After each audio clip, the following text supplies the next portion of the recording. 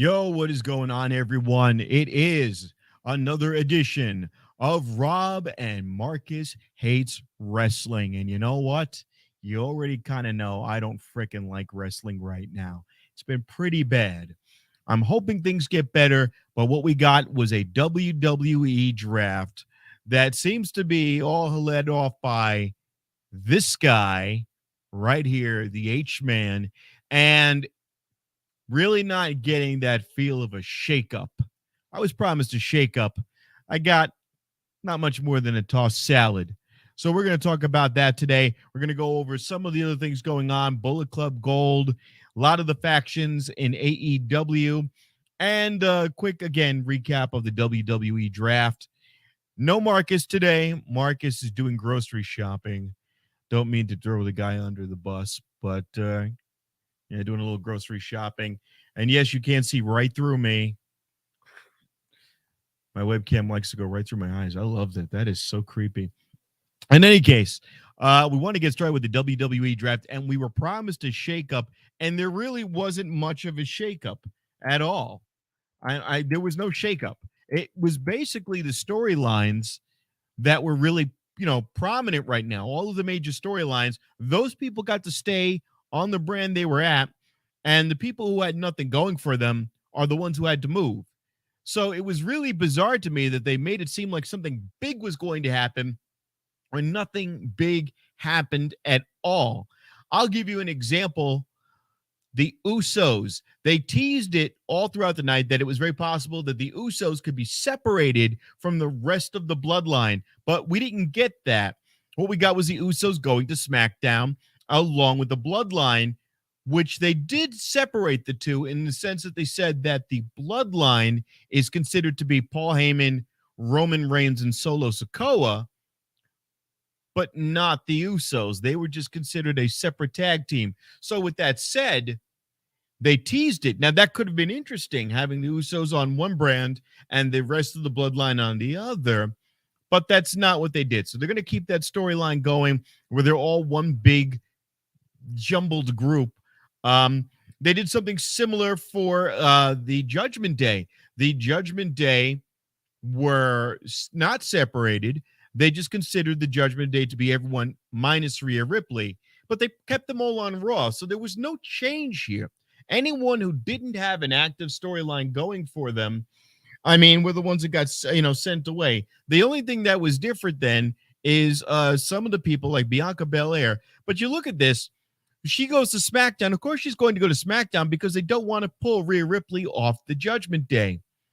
So there was no major shakeup. A couple of people got thrown into the other brand. Somebody like Bianca Belair will get to have new challenges. That's great. Whatever they give this woman, she's going to be able to take it and run with it.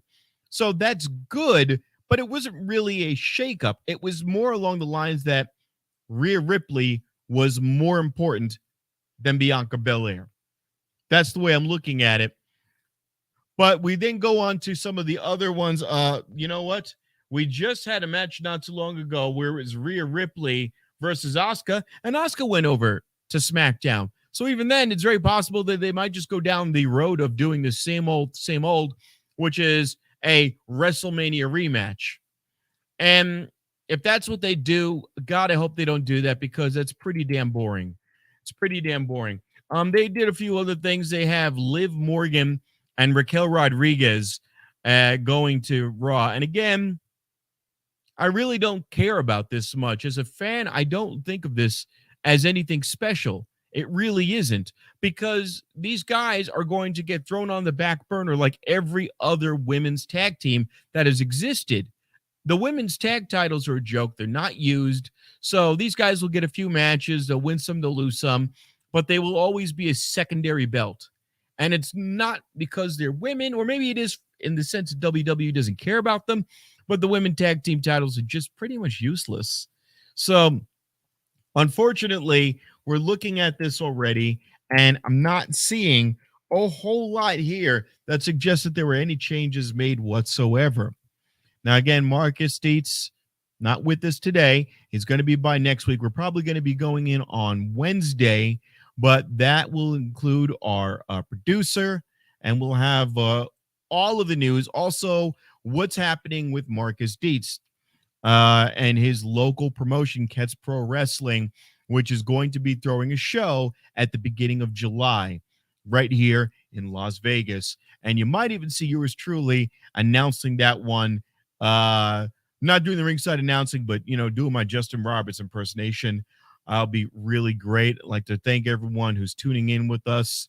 And it is going to be a lot of fun today. Really a lot of fun today. Again, we're going about WWE, the draft.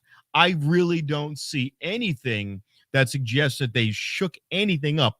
They did add some NXT members, and I don't know what to make of the addition of NXT members because, again, they rarely do much with the people they have. So they added Alba Fire and Isla Dawn, and these two Scottish women, they're great NXT champions. It's going to take them a long time to really get over with SmackDown audiences. Because I'll be honest, how long did Keith Lee last? When he came over from NXT, he was on the main roster for barely a year. They did nothing with him. They tried to rebrand him, even calling him Bearcat or whatever. And that's what happens with a lot of guys from NXT. They're just wasted. So I'm looking at this draft right now, and I don't see a shakeup. I really don't see a shakeup, and I challenge any of you to call me out on it. I don't want to get too lost in the sauce of WWE, but that's the ones right now. They're the guys right now who are trying to take their brand and make it more like an NFL draft or more like a basketball draft. And I don't know, I kind of find that a little bit disingenuous because you're drafting from yourself. And again, you're not really making any dramatic changes. I really don't think for a second that Alba Fire and Isla Dawn are going to make any, dramatic changes to the roster. In fact, I wouldn't be surprised if by some stroke of luck, by the end of June, or even probably by the end of May, they'll have their NXT belts taken away from them, and those belts will go back to NXT. Because you're not going to have the NXT tag champs being on SmackDown. That doesn't make any sense. So, again, I think they're going to end up on the main roster. I give them about a year and a half until they're completely on the back burner. I really don't have any faith in WWE using their talent for anything useful out of the NXT brand. And really, what was sad was seeing in the audience of NXT or in the group of wrestlers at NXT was Apollo Crews. And Apollo Crews looked like he'd completely dropping the whole African motif, the whole Nigerian motif, and just sat there with the NXT clothes. And it's kind of sad that that's what became of him. It really is the minor leagues of pro wrestling, or at least the WWE brand. And we've got a few other ones. We've got a few other people who are changing their brands. And we've got Indy Hartwell joining. Again, she's the current women's champion. Do I see anything useful coming here? No, I don't. And she could be one of the most talented in-ring performers, but what is going to happen? What are they going to do with her? I don't see a whole heck of a lot happening here. I don't see a whole heck of a lot of change coming, because right now you've got Rhea Ripley on one side at Raw. You've got on the other side Bianca Belair. They're not going to take the belts off those two. And the women are really just, a side attraction when it comes to WWE. So what are you going to do there? Who is she going to challenge significantly where she's going to take the belt off anyone? Because Bianca Belair is really the only one with an open schedule that I know of. So if you wanted Bianca Belair to go against Indy Hartwell, you could have done that. But now she's on Raw. I can already see a future of obscurity for her. She is not on the Isle of Relevancy. Not on the Isle of Relevancy.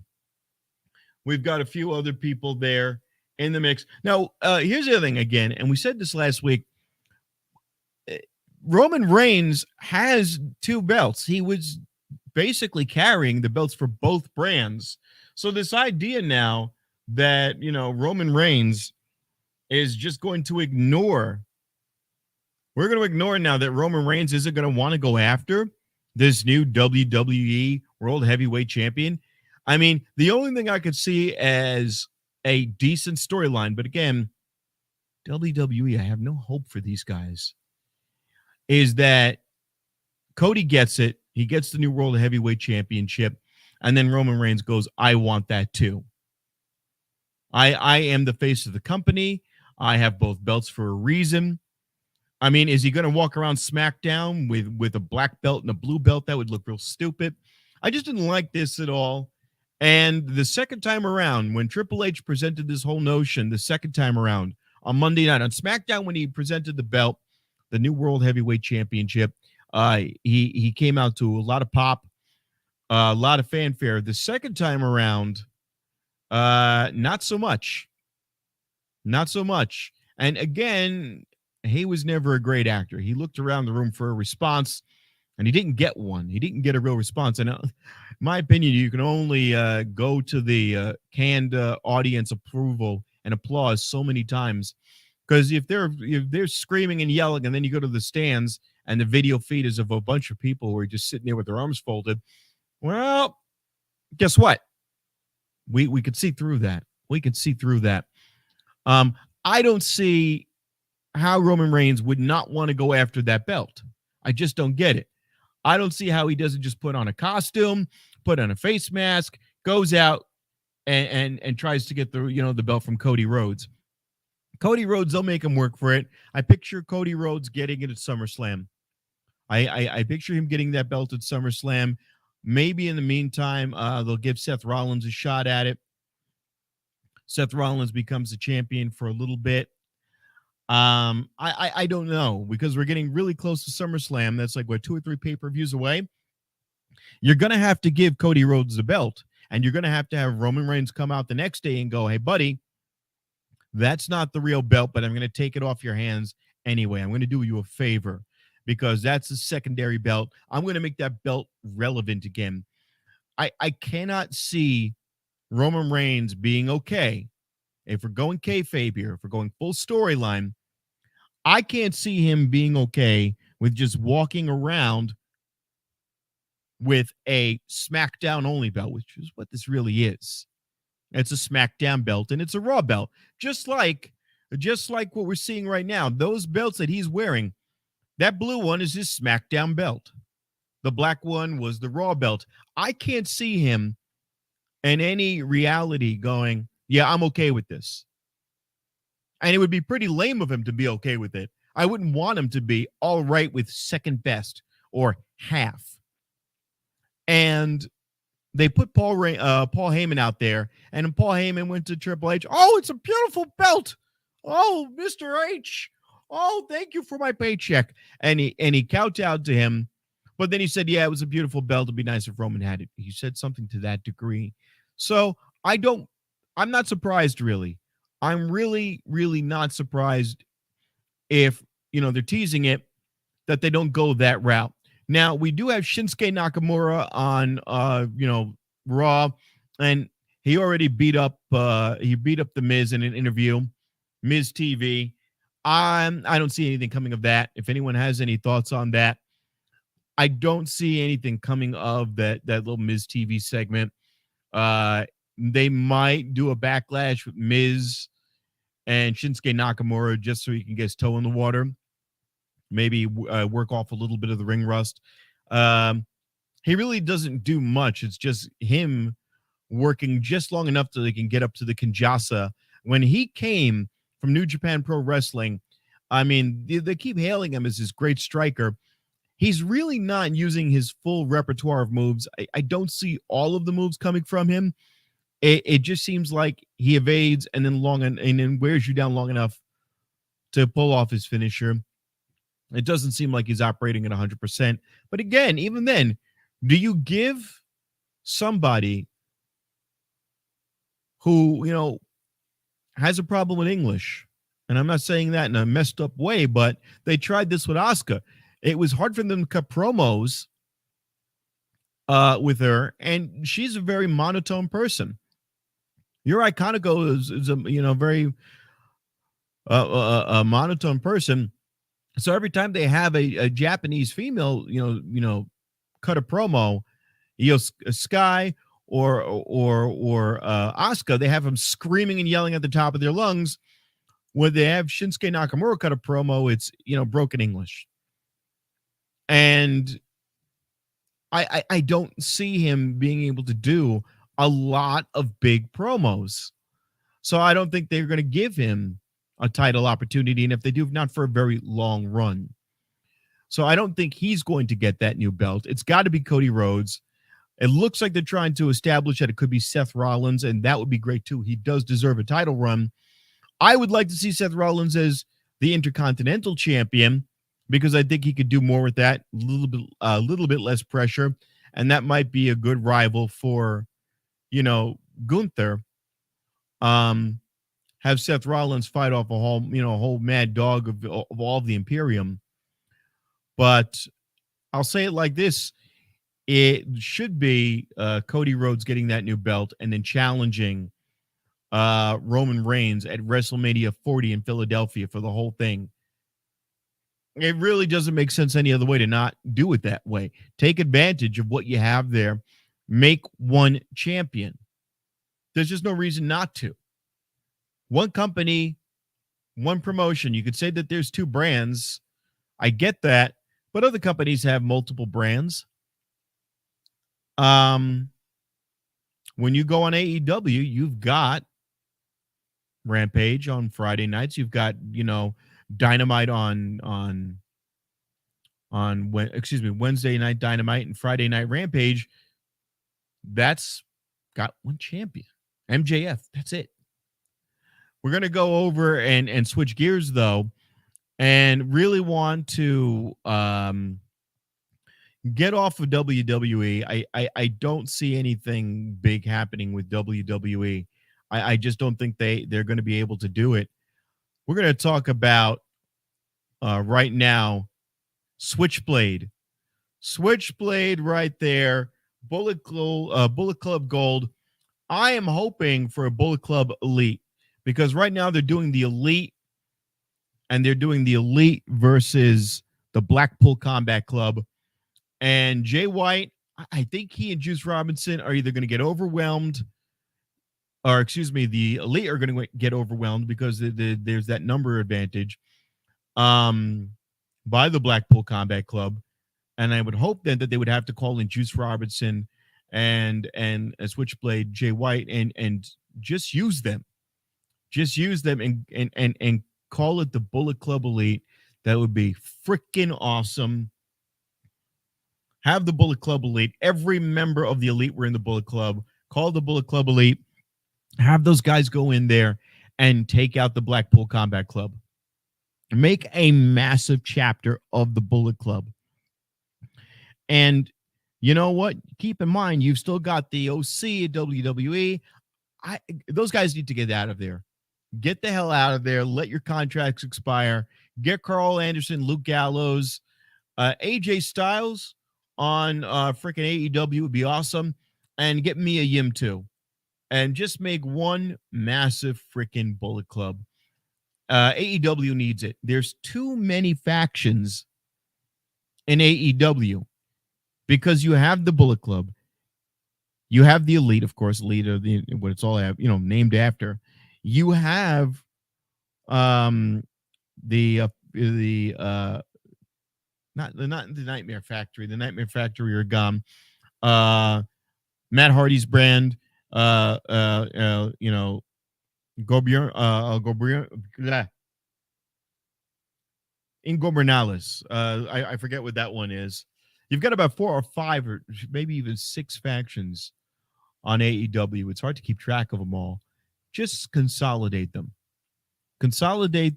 Grab some people from some of these other factions, absorb them all into the Jericho Appreciation Society. I would absorb them into the Blackpool Combat Club because the Blackpool Combat Club are elite guys in their own right. I don't think they would mind having Jericho and his guys in there. And that would be awesome if you just had 2 freaking mega stables and AEW. And we were saying this last week. Who would lead such a stable on either side? If you're talking about the heel side of things, I could see Jericho leading it off. Absolutely. And if you're talking about the face side of things, then you got to give it to Kenny Omega. You need Kenny Omega to be the face of Bullet Club Elite. And just go to war. I want to see old school NWO versus WCW. Something to that level where you just pick the sides. And I mean, I remember that 20 plus years ago when it stopped being WCW and it was NWO versus WCW pay-per-views. Those were great. And that would be a great way to promote it, especially going into Wembley. And by the way, Wembley Arena already sold 35,000 tickets. So they are well on their way. I think it's going to be a good thing. I think this is going to, bring AEW to that next level, because that crowd participation is going to equal television audience participation, pay-per-view purchases. I'm invested, and I want them to kick the ass out of WWE. I wanted them to kick WWE's ass. I would really like there to be a World Series type thing where it would be the champions of every single promotion wrestle, and you find out who the yearly champion would be, the true universal champion. I think that would be the most awesome thing. And in a sense, right now, when you really get down to it, with AEW, that's what you really have. Because AEW incorporates all of the promotions minus the WWE. So in a sense, you really do have like this World Series type scenario where you've got the best offerings that every promotion can do minus the WWE. Like if you wanted to throw Eddie Edwards in, they've dropped his name in AEW. If you wanted to throw in Josh Alexander, also Impact Wrestling. If you want to, you've already got the Ring of Honor people. Maybe you do Alberto Alpetron. I don't know if he's out of the picture completely. You get people from New Japan, and just really the idea being open up and just forget about the Forbidden Door thing. Just keep the channels open at all time. And you're going to have some of the best wrestling, because when they pull out people, like when they win the AAA and they pulled out Vikingo, how good was that match? It was freaking incredible.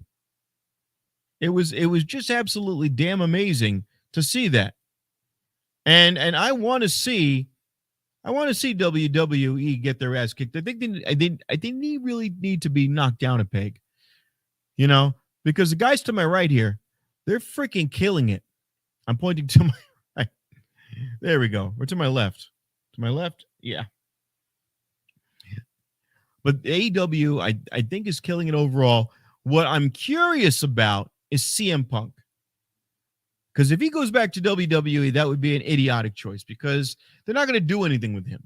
They're going to make him a jobber. They're going to make him a nostalgia act. And don't think that's going to be good. Now, as far as we know right now, wanted to switch gears briefly, talk about what Markus Dietz has going on. Markus has got his promotion going on soon, and it is looking really good. Really looking forward to seeing what Markus has to offer. His promotion, Kets Pro Wrestling, has one of the wrestling, pro wrestling of top 500 rated wrestlers in Jody. And if Markus happens to jump in there, Markus happens to jump in and has any comments on that as he's doing his groceries and making his famous steak tacos, his carne asada tacos, which looks very good. And I'm gonna give him a plug right now. If you want Markus and you're in the Las Vegas area to make some food for you, Markus Dietz will actually let you have at it, not for free. I don't know what his prices are. Markus, if you're watching right now, would love to see you throw out some prices. He will come and make you some freaking tacos. Bring them wherever you like. I mean, there's a famous Vegas comedian, Chris Spring, and Marcus happened to go to the Wise Guys Comedy Club, which is running their weekly open mic right now.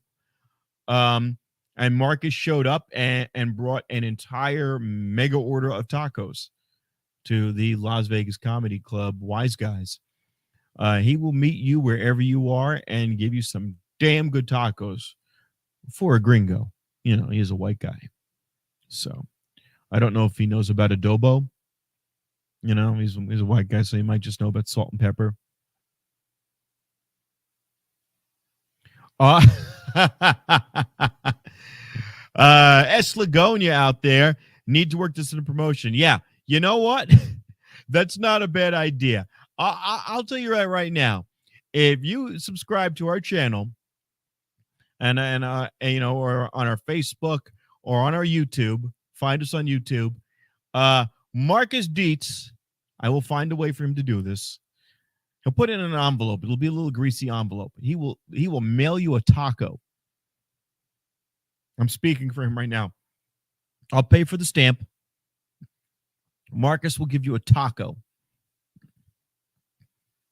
I don't know how, but we'll figure it out. Marcus will give you a taco. If you're in the Vegas area, well, I can do this for the Vegas area. Yeah, if you're in the Vegas area, we'll start local. If you are in the Vegas area, someone tells me I'm going to be paying for some taco meat. Marcus Dietz will make you a taco if you join our YouTube channel, and it's a good taco. It's a good taco for a white guy. Marcus will make you a taco that Deadpool would be proud of. But right now, I'm watching. Want to get back into the wrestling. We've got a lot of opportunities for a summer's worth of great storylines. I think AEW is on the upswing if they utilize the Bullet Club correctly. Because right now it's just two members. I want to see an invasion angle with Bullet Club. I desperately want to see some sort of invasion angle with the Bullet Club.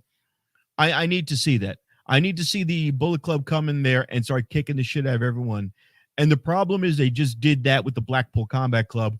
I would like to see Bullet Club take out the Blackpool Combat Club, and then you can decide from there whether or not you want them to be full-blown heels or you know, a babyface group.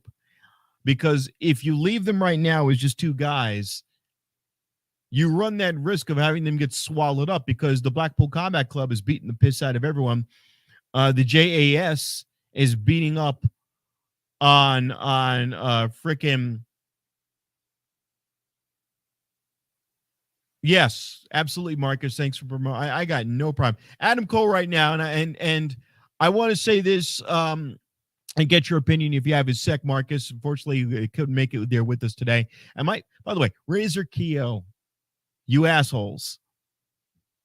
My freaking webcam just literally starts sizzling and crackling like an open fire and exploded. So don't buy the Razor Kiyo. Hold on a second. This is the junk piece of trash webcam that I've been using. I used it when me and Bruce did our podcast.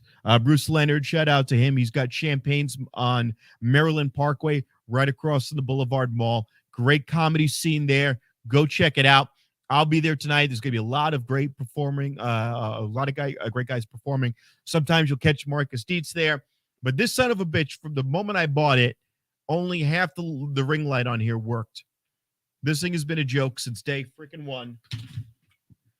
And I tried to call Razor to get them to replace it, and they wouldn't respond. Watch out for Doug.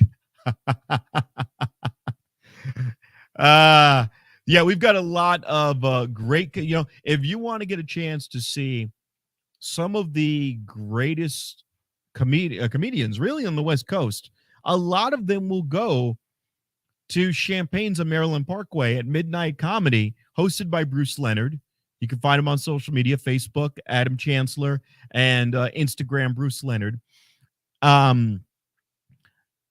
And you can see some of the greatest comics do their sets, practice their material for free. For free. And either Marcus Dietz can bring you some freaking tacos if you buy some from him, get him on social media. And in fairness, they do have a taco truck in front. But I don't care for their tacos. I don't care for their tacos. But we are broadcasting from Las Vegas. We are right off of Las Vegas Boulevard, not too far off from that. And we're bringing you wrestling. Also talking a little bit about the local comedy scene, because this is where a lot of all of the comedy scene in Vegas and wrestling intersect. It's really similar. A lot of the same venues, some of the comedy halls or places that people use for comedy are also very similar on some of the bigger spots of, what people use for wrestling. Across the street from where Champagne's is, that bar that has, this great midnight comedy, is where Versus Pro Studios was for many years. So it is very intertwined, the community. Myself and Marcus are comedians as well, but we are big wrestling fans, and there is no shortage of amazing wrestlers here in Las Vegas. There's really no shortage of the fuck I just said, amazing talent right here in Las Vegas. Cutthroat Cody, Funny Bones, Sandra Moon, three big wrestlers in Las Vegas. Marcus doesn't like him, but Future Stars of Wrestling, you've had Matt Hardy here. I've seen Future Stars of Wrestling shows have had Kevin Nash. And then you've got Freak Show Wrestling with Sin Bodhi. There's a lot of great stuff out here to watch. And these people, you'll end up seeing them, not so much in WWE, but you'll definitely catch a lot of these wrestlers if you're watching Dark or Elevation for AEW and so on and so forth. But it is really cool what's going on in the local scene. And also when you get a chance to see some of these people perform, one of the big performers in AEW right now is and I did not have her face. I had a lot of stuff ready for the had a lot of material ready for to talk about the draft, but this way it doesn't look so bad that I'm behind. But in AEW right now, we got Masha Slamovich. She is one of the biggest women talents that, not AEW, Impact Wrestling has. And she's teamed herself up with Bully Ray. And one of the first matches she had was basically a squash match against Moon. And it was Sandra Moon, and it was a great match. And then I had to be reminded at Marcus's Cats Pro match that, oh yeah, she wrestled Masha Slamovich. And it's really amazing when you get to see your local talent branch out and make it to big stages. With WWE, they take people and completely rework their gimmicks. I mean, right now, the big match in AEW that I'm really looking forward to, and they're going to do it again, they're going to have the follow-up match, is going to be Taya Valkyrie taking on Jade Cargill. Hottest fucking woman ever, Jade Cargill. I can never remember that fucking woman's name for the life of me. But there's going to be a follow-up match on that, and you're going to have Taya Valkyrie beat her. I just don't see a way that doesn't happen, that Taya Valkyrie doesn't defeat Jade Cargill. It's got to happen. And Jade Cargill is just so freaking amazing. And also her freaking costumes. The ring attire that she comes out when she came out dressed up like Storm, she is just so damn hot. I want her to break me in half. I don't care. She could do whatever the hell she wants to me. I will not resist. Jade, yeah, I'm telling you right now, whatever you want to do. And she's ridiculous. I was going to pick up this picture, but you know what? I don't even give a damn. This is her most beefcake freaking picture. I don't give a damn. She can still get it. Let me put that up there. She can do whatever she wants. She can do whatever she wants to me. She is ridiculous. And she's going to get her ass kicked by Taya Valkyrie because that's the only person I could see that I would believe would be able to take her out. What I would like to see, even though I know they're going to screw her, unfortunately, but I think they might be able to squeeze a few good matches out of her, is either Jade Cargill. In my lifetime, I want to see this: Jade Cargill versus Bianca Belair, or Cargill versus Rhea Ripley, or Jade Cargill versus the Queen, Charlotte Flair, because those people to me would be the most evenly matched and have the most agility. Her versus Charlotte Flair, I would love to see her beat Charlotte Flair. Bianca Belair, I would love to see a match with her and Bianca Belair. To me, that would be a dream match, and these people are in their physical peaks right now. They're in their physical peaks right now. You're not going to get anything better than that. But what I'm hoping for, and if anyone has an opinion out there, throw it out there if you think I'm full of shit. What I'm hoping for is for Wembley to go over well. Because as fans, we need Wembley to work. And if Wembley works, it's going to force WWE to make a better product on their end. WWE right now, I think, are trying to do this little ESPN thing. And they're trying to make their product look too mainstream, too polished, too much like a regular sports program. And I don't think it's going to work. Ultimately, it'll make the money, but as far as what we get on the back end of it, as simply wrestling fans,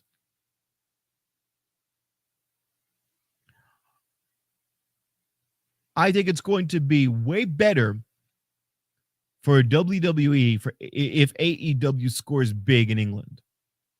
AEW scores big in England means WWE has to start writing better freaking stories again. Because competition's the only way that happens. The Attitude Era would not have been the Attitude Era if there wasn't a battle between, Monday Night Wars between WCW Nitro and Monday Night Raw. You need competition. I'm a computer guy. Okay. You buy a Windows computer or a smartphone from Android. Dozens of companies make Android smartphones. Dozens of companies make Windows computers. The price goes lower, you get competition. Apple only makes Apple. So the prices are inflated and the product is not as good as it could be. It rests on its name. It rests on its laurels. I have an iPhone. I hate this freaking thing. I go, hey, Siri. Nothing happened. Hey, Siri. See? Delayed. Why? Because iPhone sucks. But because at one point it was the best technology, or it was new, or it was innovative, it was good. But now it sucks because it's a logo. It's a name. Think of your iPhone. When was the last time you saw anything new added to it except more cameras and maybe emojis? You haven't. Because they haven't. They haven't done anything with it. So why would I care about this WWE, which said that they did a mix-up? They did a shake-up. They didn't do a shake-up. They didn't do anything. They took the storylines that are going and they kept them going. They took the top that they could afford to kick off one show and throw in another show to make them jobbers for a year. And that's it. Do I care where the New Day goes? No, because you're not going to stop the Bloodline and Kevin Owens, Sami Zayn storyline. Kevin Owens and Sami Zayn don't even have a tag team name. You're not going to stop that story to go have the New Day jump in there. So invariably, I don't see for very long how they're going to go and not do a new tag team belts. Triple H will come up with that smug look on his face and go, well, we need to have, a new tag team champions because we can't have Kevin Owens and Sami Zayn be on two promotions because, SmackDown's a whole nother universe. What if you're the tag team champions and you're the Universal Tag Team Champions? Why even bother saying that Kevin Owens and Sami Zayn are on a promotion? Why bother saying they're on Raw? And for that matter, Brock Lesnar, they already said, hey, Brock Lesnar's got an open contract. He can go wherever the hell he damn well pleases. Okay. Why do I care about that? Are you going to give him the belt again? Is he going to just show up and just take the damn belt off somebody? Probably not. So why do I care? Why in the hell would I care? That's my problem with this whole draft concept. In many instances, I really don't care. If your goal was to try to make it look like you've got two distinct teams, you want to try to make WWE like its own little private universe, so to speak, as if it's the major leagues, Major League Baseball, and you've got the National League versus the American League. Okay, but even then, in the National Leagues and the American Leagues, there's only one champion. Only one person can take home the whole thing. So I don't see this going very far. As far as AEW is concerned, they've got to cut down and consolidate all of their different factions going on. QT Marshall's faction and Bullet Club and the Blackpool Combat Club. And then you've got, I can't lose Ingorminales. I can't remember the freaking name right now. And then you've got Malachi Black's crew. You must have, how many is that? How many freaking little groups that I just rattle off? And they're all heels. They're all heels. Jericho Appreciation Society heels. You had at one point, and they kind of, relegated them to obscurity. You had the Dark Order, and they were heels. And, they're baby faces now. Okay, fine. Do something with all these people. Make one big mega group. Have an invasion story. Really get me involved in it. I don't know if they're going to get... I think they'll fill out Wembley. They're going to fill out Wembley. Will they be able to control the wars and really step out ahead of WWE? Hopefully. I mean, they knocked NXT out. Remember that. NXT was on the same night as AEW Dynamite, and they lost that. I want Dynamite to at least be able to say they could take out SmackDown. I would really like that to be a scenario where they go, you know what, we're going to take out SmackDown. And I'm going to look up right now, SmackDown viewership. How many people watched it?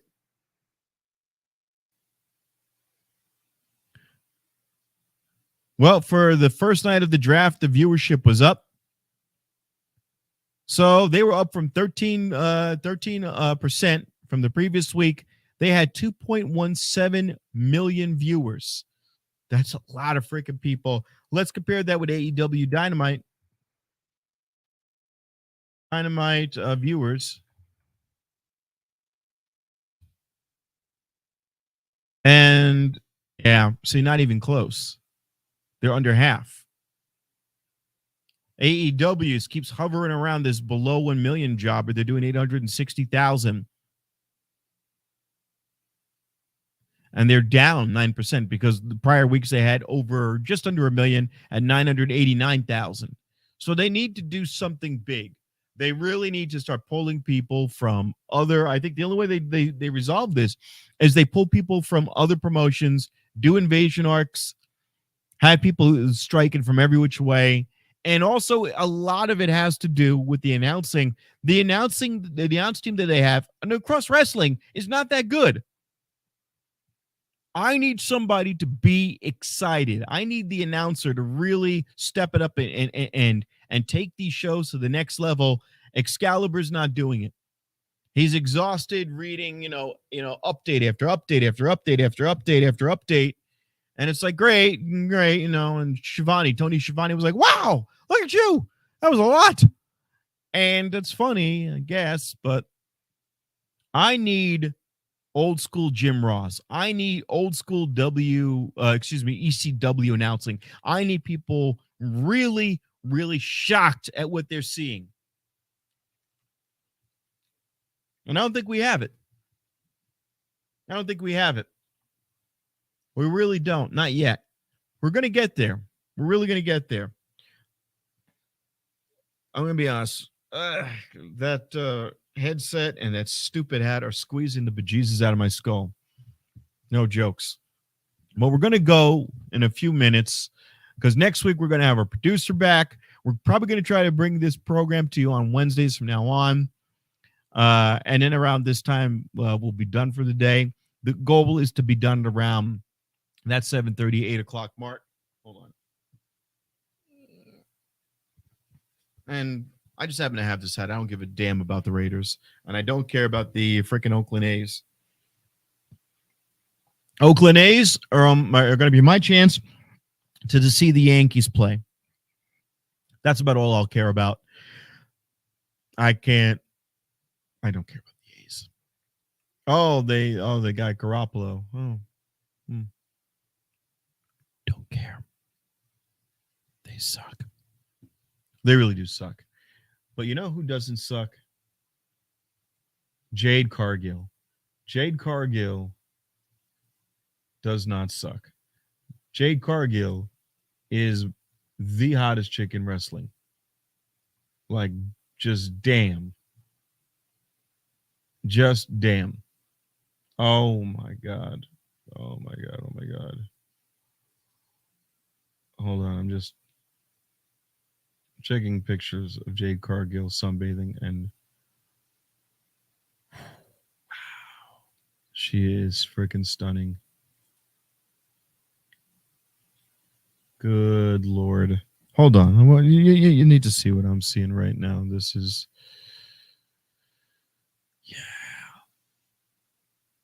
yeah. She needs to be in WWE. She needs to be in WWE. Holy crap. She is just, again, if you don't want, she should be the champion, men's champion, women's champion, WWE Universal Grand Slam world champion for all time. Whatever, just give her belts. Just throw belts at her. Just throw belts at her. That's all you have to do. That's her Instagram page. Just throw tons and tons of belts at her.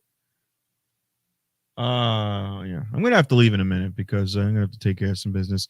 We're gonna wrap it up today because got pictures of Jade Cargill to look at. Oh my God. Yeah. And we're going to come back. We're going to come back next week. And you know what? We're going to do Marcus. I'm going to have Marcus bring in some of his tacos. This way y'all can see and I can give you a firsthand review of Marcus Dietz and his little taco empire that he's trying to get going over here. We're going to have tacos. We're going to have a producer. And we're going to try to bring you the show on Wednesdays from now on because that's going to give us an opportunity to have a producer and also the idea being to set aside some time, so I can, talk about, the stuff going on and not be distracted by pictures of Jade Cargill because, oh my God, she is so freaking hot. I don't know who that dude is she's with, but no. Yeah, it needs to be me. Yeah. Anyways, so yeah, we will be back next week bringing you Rob and Marcus Hates Wrestling. I am Rob Boss Larry. Catch me tonight. We're going to be at Champagne's, which is doing comedy show every Tuesday night into Wednesday morning. So Tuesday night at midnight. They start a little bit after that. They do have a taco truck out in front. They've got Bruce Leonard is going to be hosting. You can catch him as Adam Leonard on Facebook. And Adam. I just forgot Adam. I forgot his dang Facebook name. I'm going to leave page and Adam Chancellor. There he goes. Brain fart. Adam Chancellor on Facebook. Bruce Leonard on the rest of the socials. You can find myself, Rob Bossolari, or on the socials of Boss Comedy, BOCE Comedy, where I got some of my material posted up there for you to see. As always, I thank you guys for tuning in. And next week, I'll have Marcus Dietz here to argue with me and tell me I'm full of shit. Good night, guys.